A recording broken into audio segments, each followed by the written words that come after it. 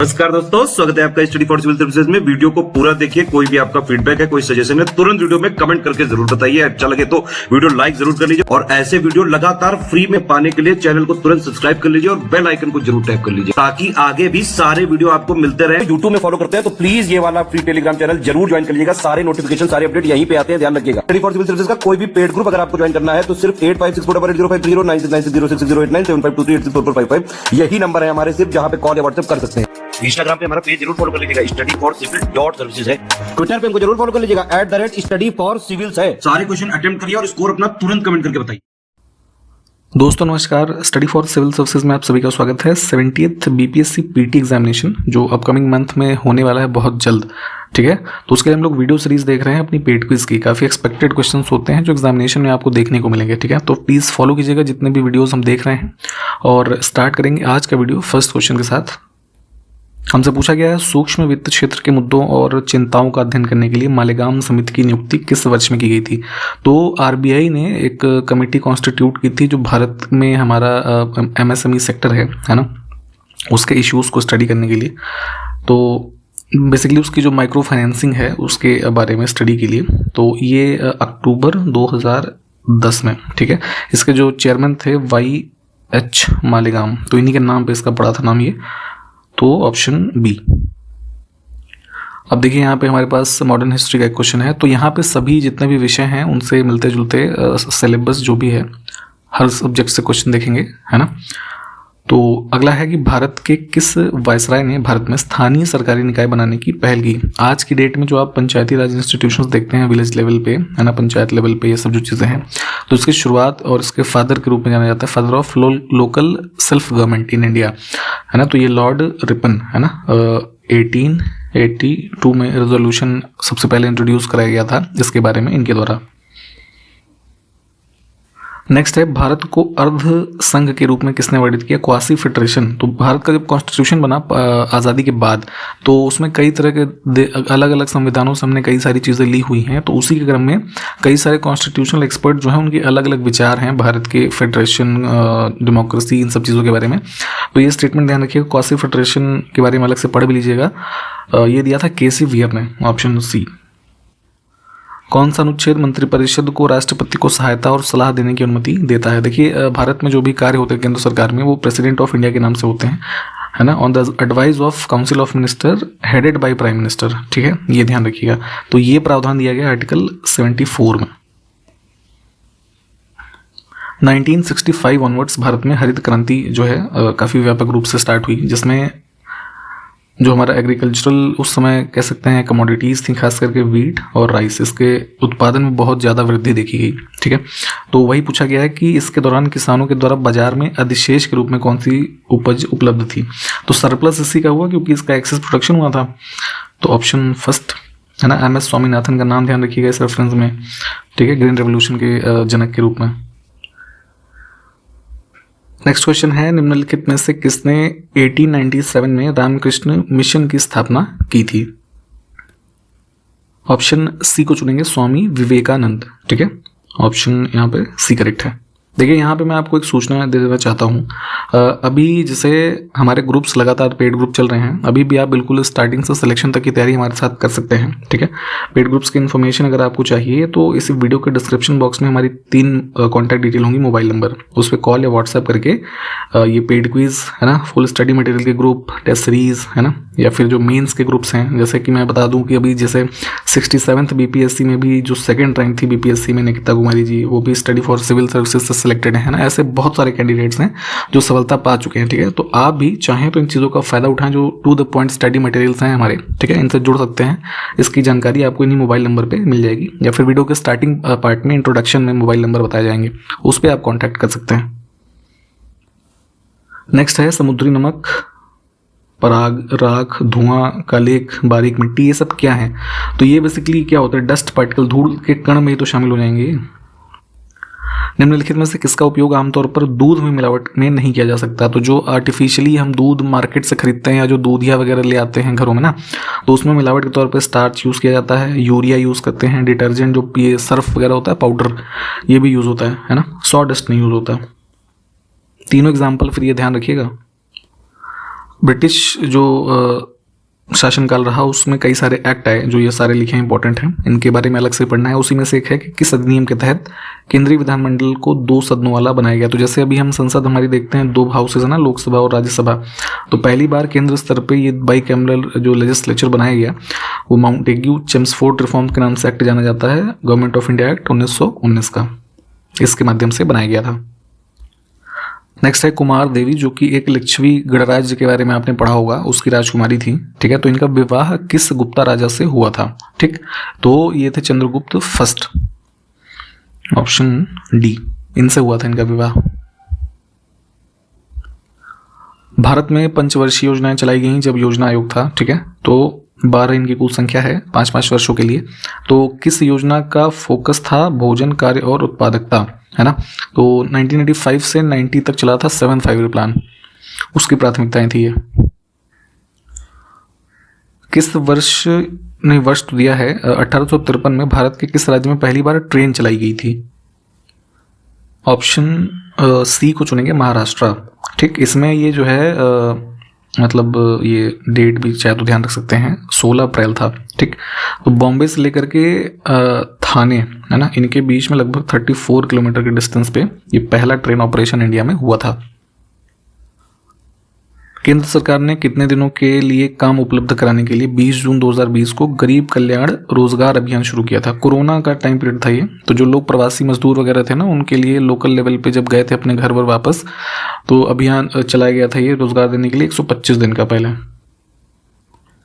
बौद्ध धर्म के प्रवर्तक गौतम बुद्ध, इनकी बात हो रही है। प्राचीन भारत में जो महाजनपद काल था, है ना, 16 महाजनपद हैं, इनकी लोकेशन कम से कम मैप में देखिए, और जो महाजनपद है उनकी राजधानी एक बार देखिएगा, है ना।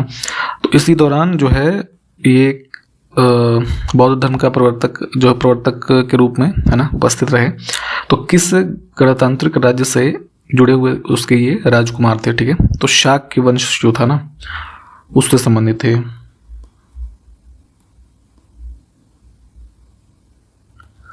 उदारीकरण यानी कि लिबरलाइजेशन का टर्म आपने सुना होगा, जो एलपीजी रिफॉर्म्स इंडिया में हुए, लिबरलाइजेशन, प्राइवेटाइजेशन और ग्लोबलाइजेशन। तो लिबरलाइजेशन का अर्थ ये है कि जब ये 1990 ऑनवर्ड से सब रिफॉर्म्स हुए, तो उससे पहले क्या होता था कि कोई भी उद्योग वगैरह लगाना होता था तो सब में लगभग लाइसेंस सरकार से लेना आवश्यक होता था, ठीक है। तो इन्हीं सब लाइसेंसिंग की जो नेसेसिटी थी, इसको समाप्त करना ही लिबरलाइजेशन यानी कि उदारीकरण है। अभी जैसे हमने ऊपर देखा कि आपका लाइसेंसिंग को अबॉलिश किया गया लिबरलाइजेशन में, तो कुछ कुछ उद्योग ऐसे बचे हैं अभी जिनमें लाइसेंसिंग अभी भी अनिवार्य है, ठीक है, हैजार्डस टाइप के जो हैं। तो वही है कि इन विकल्पों में से किसके लिए नहीं आवश्यक है ना। तो कॉर्पोरेट इंडस्ट्री, ऑप्शन बी जो है, इसके लिए लाइसेंसिंग की आवश्यकता नहीं है। निम्नलिखित में से कौन सत्य शोधक समाज के संस्थापक थे जो जातिगत अन्याय को खत्म करने के लिए समर्पित समाज था, ठीक है। महाराष्ट्र में सितंबर 1873 में, है ना, इसकी स्थापना हुई थी ज्योतिराव फूले के द्वारा, ठीक। ऑप्शन सी, जाति व्यवस्था के रेफरेंस में, है ना, एक रिफॉर्म कह सकते हैं सोसाइटी के रूप में इसको किया गया था। मोस्टली दलित और जो वुमेन्स थे इनके अगेंस्ट में, मतलब उनके सपोर्ट में कह सकते हैं। 1867 में प्रार्थना समाज की स्थापना के पीछे निम्नलिखित समाज सुधारकों में से कौन उसका प्रेरणा स्रोत था।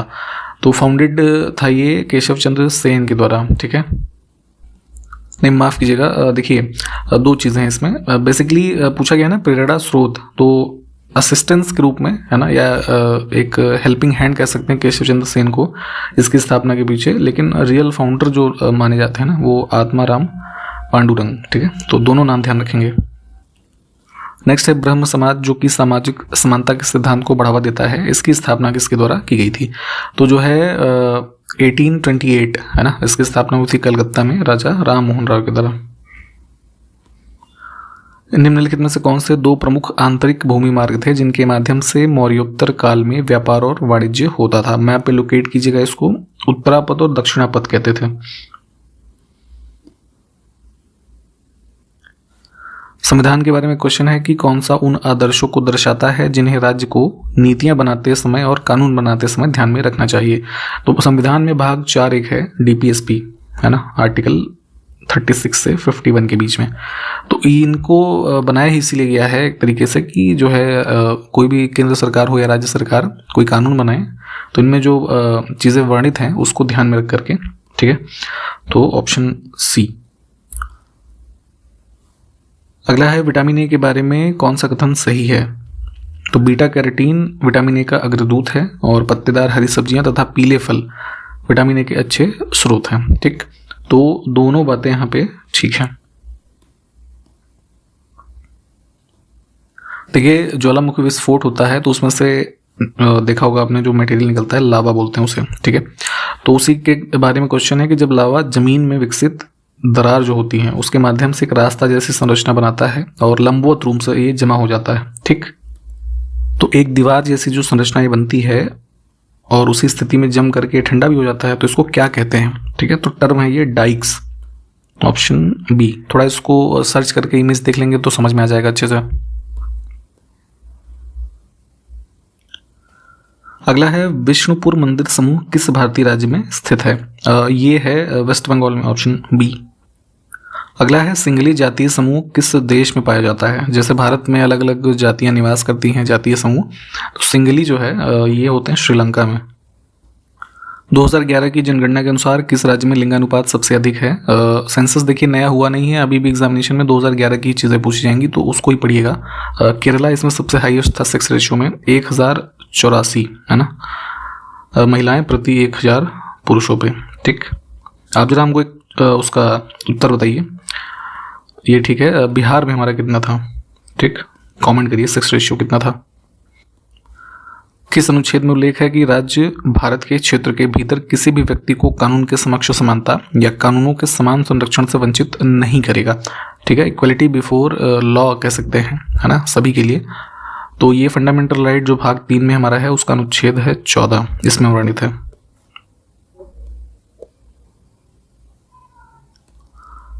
निम्नलिखित विजयनगर शासकों में से किसने विजयनगर के पास नागलपुरम नामक एक उपनगरीय टाउनशिप की स्थापना की थी, ठीक है। विजयनगर डायनेस्टी के काफी फेमस रूलर थे कृष्णदेवराय, ठीक।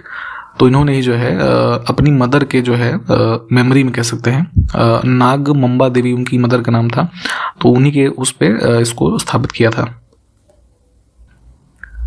एशिया का सबसे बड़ा खारे पानी का लगून कौन सा है जिसे 1981 में रामसर स्थल के रूप में नामित किया गया था? अभी वर्तमान में भी जैसे कई सारी साइट्स आप देखते हैं कि रामसर साइट के रूप में मतलब उनको ग्रांट किया जाता है ना। तो सबसे पहला ये जो पूछा गया है ना कौन सा है जिसे 1981 में रामसर साइट के रूप में नामित किया था। तो जो वेटलैंड्स होते हैं हमारे बेसिकली इनको ही इस साइट के रूप में घोषित करते हैं। तो ये था हमारा चिल्का लेक, है ना, उड़ीसा में। और एक क्वेश्चन इसी में अभी एग्जामिनेशन के पॉइंट ऑफ व्यू से ये ध्यान रखिएगा कि अभी पूछते हैं कि जैसे अभी वर्तमान में भारत में कुल रामसर स्थलों की संख्या कितनी है, तो वो है 85, है ना, इसको भी ध्यान रखेंगे। और जो 2024 में लेटेस्ट ऐड हुए होंगे या 23 में, इनको पढ़ के जाइएगा प्लीज। वर्ष 2015 से पहले पंचवर्षीय योजनाओं के निर्माण, कार्यान्वयन और विनियमन के लिए कौन सी संस्था उत्तरदायी थी? अभी हमने ऊपर देखा था 5 ईयर प्लान वाला क्वेश्चन, तो प्लानिंग कमीशन एक संस्था थी, है ना, ये बनाती थी। और उसके बाद 2015 में इसको समाप्त किया गया। 1 जनवरी 2015 से इसके स्थान पर नीति आयोग की स्थापना हुई है, ठीक, इसको ध्यान रखेंगे। अभी मैग्मा का भी हमने क्वेश्चन देखा था, तो बेसाल्टिक मैग्मा का स्रोत कौन सा होता है? तो पृथ्वी के जो आंतरिक भाग होते हैं अलग अलग, उसी में से अपर मेंटल, है ना, इसमें एक तरीके से इसका स्थिति है और वहां से इसकी प्राप्ति होती है। नेक्स्ट है राजराज प्रथम, जिन्हें 985 ईसा पूर्व में सत्ता संभाली और दक्षिण भारत के सबसे शक्तिशाली राजाओं में से एक के रूप में जाने जाते थे। तो किस राजवंश से संबंधित थे? तो ये जितनी भी डायनेस्टीज हैं इन सबके बारे में पढ़िएगा, इंपॉर्टेंट है। ये थे चोल शासक। देखिए एक सरफेजी एक्ट बना था भारत में, वो पूछा गया है किस वर्ष में, है ना। तो 2002 में। इसका फुल फॉर्म जानते रहिए, जो है securitisation and reconstruction of financial assets and enforcement of securities interest, है ना, ये इतना बड़ा सा था। बेसिकली इसको बनाने का पर्पस ये था कि जो हमारे बैंकों से संबंधित एनपीए हो जाते थे ना, कोई भी लोन वगैरह, नॉन परफॉर्मिंग एसेट, तो उनकी रिकवरी के लिए जो है कोर्ट जाए बिना, है ना, फाइनेंशियल इंस्टीट्यूशंस और जो बैंक है उसको रिकवर करने से संबंधित कार्रवाई इस एक्ट के तहत कर सकें। मौलिक अधिकारों को लागू करने के लिए सरकार को आदेश और निर्देश कौन दे सकता है? तो फंडामेंटल राइट्स के इन्फोर्समेंट के लिए, है ना, दोनों ही हमारे रिस्पॉन्सिबल कोर्ट, सुप्रीम कोर्ट और जो राज्यों के हाई कोर्ट हैं, है ना, ऑप्शन फर्स्ट। नीति आयोग के प्रतिस्थापन से पहले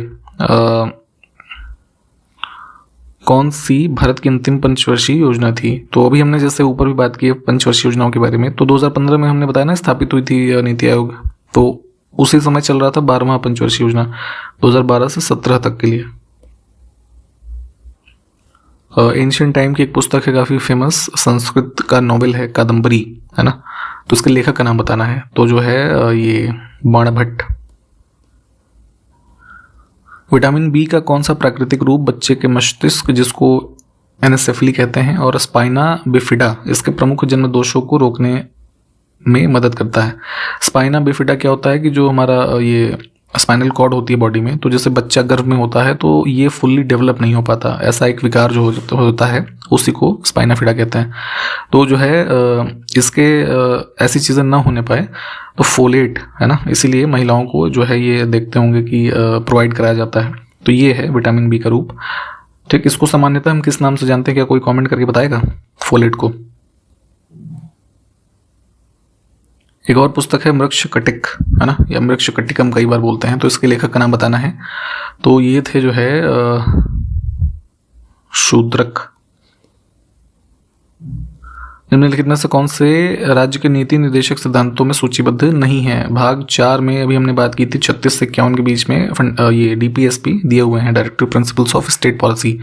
तो उसमें जो है जो ट्रांसजेंडर समुदाय के लोग हैं उनके लिए ऐसा कोई राइट के बारे में उल्लेख नहीं है। देखिए, चीफ जस्टिस ऑफ इंडिया के बारे में बात हो रही है कि सुप्रीम कोर्ट में अगर उन्हें कुछ एडहॉक जजेस को नियुक्त करना है, तदर्थ न्यायाधीश, है ना, कुछ सीमित समयावधि के लिए, तो ऐसा नियुक्ति से पूर्व वो किसकी अनुमति लेंगे? था ना, प्रायर परमिशन उनको चाहिए होगी प्रेसिडेंट ऑफ इंडिया की। नेक्स्ट है ई शक्ति कार्यक्रम का उद्देश्य बताना है। बेसिकली ये हमारा एक ये है ना, national bank for agricultural and rural development, NABARD, तो इसके द्वारा ये प्रोग्राम चलाया गया था 2015 में। ठीक है, जो स्वयं सहायता समूह है ना, उनके डिजिटलीकरण के लिए कह सकते हैं।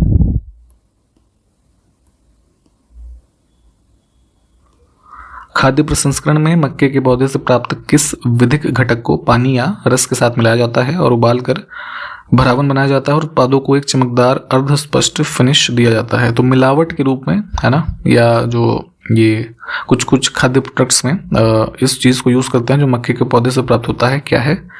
Corn starch.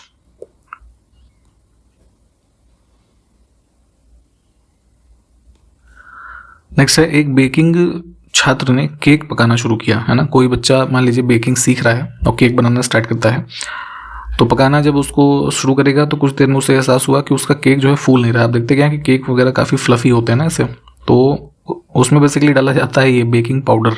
ठीक, तो वही चीज़ पूछी गई है कि फूल इसलिए नहीं रहा क्योंकि उसमें ये डालना भूल गया था वो। ठीक है,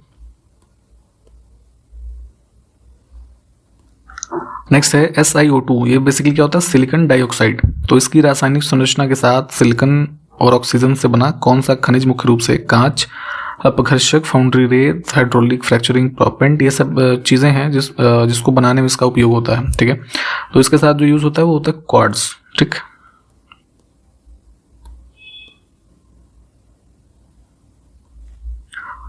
भारत सरकार की किस पहल की विशेषताएं निम्नलिखित हैं? तो हम पहले जो भी फीचर्स हैं उसको देख लेते हैं एक बार।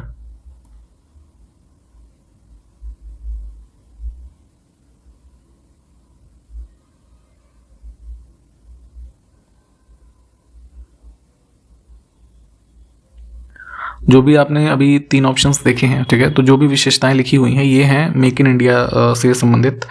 ऑप्शन सी, मैन्युफैक्चरिंग को बढ़ावा देने के लिए ये इनिशिएटिव मोदी सरकार जब पहली बार आई थी तो सितंबर 2014, है ना, 25 सितंबर की डेट थी, तब ये लॉन्च किया गया था। ठीक, तो इससे संबंधित थे ऑप्शन सी। ठीक, यहाँ पे इस वीडियो को हमने कंप्लीट किया है। जो भी क्वेश्चंस हमने देखे हैं उससे संबंधित फैक्ट्स को रिवाइज करते चलें, और अभी भी आप हमारे साथ जुड़ सकते हैं। पेड ग्रुप्स के बारे में मैंने पहले भी बताया। ठीक है, कई सारे टॉपर्स आपके BPSC हो चुके हैं या फिर किसी अन्य एग्जामिनेशन में भी आप देखेंगे तो लगातार लोग सफलता प्राप्त कर रहे हैं, और जुड़ सकते हैं आप हमारे साथ।